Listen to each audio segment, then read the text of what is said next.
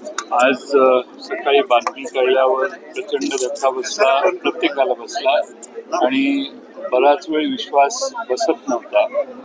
अलीकडच्या काही दिवसामध्ये आम्ही एकत्रित बराच वेळा भेटलो, अनेक चर्चा झाल्या आणि दोन्ही राष्ट्रवादीच्या कार्यकर्त्यांनी एकत्रित निवडणुका लढवाव्यात अशा बाबतीतले काही निर्णय आम्ही घेतले. अगदी 16 तारखेला माझ्या घरीच आमचे सर्व सहकारी आणि त्यांची बैठक देखील झालेली होती आणि 17ला सकाळी या ठिकाणी पवार साहेबांच्या उपस्थितीत एक बैठक झाली आणि जिल्हा परिषदेच्या निवडणुका सुरू झाल्या. आज दुर्दैवाने आज ते आपल्यात नाही आहेत. अनेक प्रसंग असे आयुष्यात त्यांच्याबरोबर काम करताना आम्हा सगळ्यांना अनुभवायला आले.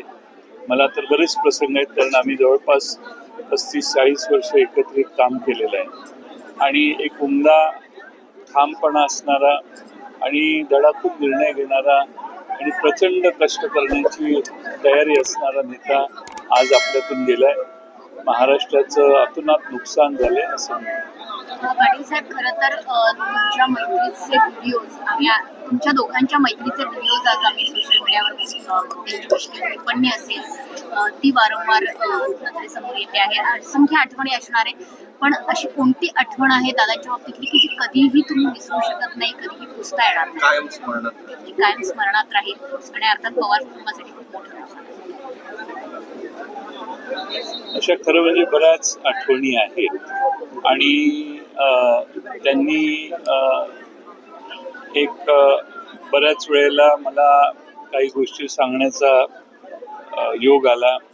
अनेक प्रसंग असे आहेत की ज्यामध्ये निर्णय घेताना निर्णय होईपर्यंत वेगवेगळी मतमतांतर असली की निर्णय झाल्यावर तो मान्य करण्याची त्यांची अतिशय उत्तम अशी प्रवृत्ती होती आणि संघटनेचा निर्णय झाला किंवा त्याची अंमलबजावणी करण्याची त्यांची सवय होती आणि प्रचंड पाहिजे ती किंमत देऊन त्याच्यासाठी काम करायचा त्यांचा प्रयत्न असायचा.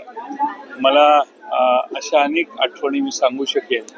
मला प्रत्येक वेळेला माझ्या वेशभूषेबद्दल माझ्यावर ते टीका करायचे, टीका म्हणजे मार्मिकपणाने सांगायचे आणि त्यांचा अतिशय स्वच्छ टापटीप राहण्याचा हे होता. मला आठवते की आमच्या इस्लामपूरला साखर कारखान्यावर एकदा आले आणि त्यांनी मला सांगितलं की जरा झाडी लावली पाहिजे, झाडीच नाही आहे तिथं. आणि त्यानंतर एक 7-8 वर्षांनी परत ते आले, त्यावेळी मीच त्यांना विचारलं आता कशी वाटतात झाडी, आणि त्यांनी त्याचं कौतुक केलं. त्यामुळं हा जो परिसर फुलवलेला आहे त्यांनी अतिशय लक्ष देऊन काटेकोरपणाने फुलवलेला हा परिसर आहे. माझ्याकडे त्यांच्या असंख्य आठवणी आहेत. आज या क्षणी मी सांगू शकत नाही, पण भविष्य काळात मी नक्की राष्ट्रवादी एकत्र याव्यात, एकत्र निवडणुका लढवण्याचं ठरलेलं होतं, मीटिंग झालेल्या होत्या, पण तशी वेळ समीप आली होती आणि ती गाठू शकली नाही. सकाळी चर्चा झाली, काय नेमकी चर्चा पॉझिटिव्ह होती, त्यांची भूमिका काय नेमकी असणार? त्यांची अलीकडच्या काळामध्ये ही भूमिका होती की दोन्ही पक्ष एकत्रित यावेत, एकसंघ पुन्हा आपण सगळे व्हावे आणि त्यासाठी माझ्या आणि त्यांच्या बऱ्याच बैठका देखील झालेल्या होत्या आणि त्यानंतर आमच्या पक्षाचे प्रमुख पदाधिकाऱ्यांची आणि त्यांचीही अलीकडच्या काळात बैठक झालेली होती. फक्त या स्थानिक स्वराज्य संस्थांच्या निवडणुका या आपण आघाडी करून लढवाव्यात आणि नंतर त्या बाबतीत आपण निर्णय घ्यावा अशी त्यावेळी आम्ही चर्चा केली. विमान अपघात झाला याची आता चौकशी व्हायला पाहिजे. घातपात असल्याचा संशय व्यक्त केला जातोय. या ठिकाणी याच्यावर राजकारण देखील राजकारण याकडे कसं? आदरणीय शरद पवार साहेबांनी मगाशीच याच्यावर स्पष्टीकरण दिलेलं आहे, पण विमान अपघात म्हटला की त्याची चौकशी होतेच. ब्लॅक बॉक्स मिळून त्याचं रिडिंग होऊन त्यात काय शेवटच्या काही क्षणात घटना घडल्या या पुढं आल्याशिवाय अंतिम निष्कर्ष काढता येणार नाही. पण एकंदर बघितलं तर वैमानिकांनी 2 फेरेवर मारलेले होते आणि ती एअरस्ट्रीपच जरा उंच आहे, एक 50-100 फुटाचं, तिन्ही बाजूने खाली खड्डा आहे, शेत खाली आहे आणि हे भराव करून एक्सटेन्शन केलेली एअर स्ट्रीप आहे आणि त्यामुळं पायलटला कदाचित लक्षात आलं नसेल की आपण एअर स्ट्रीपवर उतरतोय का बाजूला उतरतोय आणि त्यामुळं हा अपघात झालेला असा आहे. आणि त्याला ज्यावेळी कळलं की धुक्यामुळं असं म्हणतात, पण माझ्या माहितीप्रमाणे तिथे जे सगळे उपस्थित होते त्यांचं म्हणणं होतं की असं काही धुकं नव्हतं त्यावेळी. त्यामुळं अपघात कसा झाला, काय झाला, टेक्निकल फॉल्ट होता का, एअर स्ट्रीप सोडून बाजूला विमान का गेलं, याची साधारण माहिती ब्लॅक बॉक्स बाहेर आल्यानंतर, त्याची माहिती कळल्यानंतर मला वाटतं कळेल. सातत्यानं विमान अपघात होत आहे, अहमदाबाद एअर क्रॅश असू द्या, त्यामुळे सुरक्षेचा मुद्दा कुठेतरी उपस्थित केला जातोय. तिचं वातावरण ही खाजगी विमानं जी आहेत आणि हेलिकॉप्टर्स यांचा मेंटेनन्सचा प्रोटोकॉल व्यवस्थितपणाने पाळला गेला पाहिजे. पण आज तेच विमान घेऊन मला वाटतं ते आदल्या दिवशी इथून मुंबईला गेलेले आणि हर्षवर्धन पाटील साहेबांच्यावर एक कार्यक्रमात ते होते आणि दुसऱ्या दिवशी ते सकाळी त्याच विमानाने परत आले. त्यामुळे असंही मला वाटत नाही की त्या पायलटला ती एअर स्ट्रीप नवीन होती. त्यामुळं मला वाटतं की ब्लॅक बॉक्समध्ये काय आहे हे कळल्यावर आपल्याला कळेल. आणि पवार साहेबांनी सांगितलेलं आहे की हा कोणत्याही प्रकारचा घातपात दिसत नाही तेव्हा त्यावर राजकारण करू.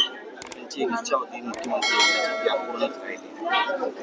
त्यांच्यात प्रचंड जिद्द होती आणि त्यांनी कष्टही तेवढेच घेतलेले होते. मला वाटतं महाराष्ट्रात, देशात सकाळी 6 वाजल्यापासून काम करणारा दुसरा कुठलाही नेता नसेल. आणि आपण ज्या उपक्रम हातात घेतले आहेत, मग बारामतीचे असो, पुणे शहरातले असो, सगळ्या महाराष्ट्रातले असो, त्याची सतत रिव्ह्यू घेण्याची त्यांची पद्धत होती. त्यामुळं बरीच कामं वेगाने पूर्ण व्हायची. आज त्यांचं पार्थिव ज्यावेळी बारामती मेडिकल कॉलेजमध्ये आणलं त्यावेळी ते मेडिकल कॉलेज ही त्यांनी अतिशय बारकाईनं लक्ष घालून पूर्ण केलेलं मेडिकल कॉलेज आहे. असे अनेक प्रकल्प त्यांच्याकडून झालेले आहेत आणि त्यांच्याबरोबर BSIला असेल किंवा वेगवेगळ्या संस्थेत काम करताना त्यांचा काटेकोरपणा प्रचंड आहे.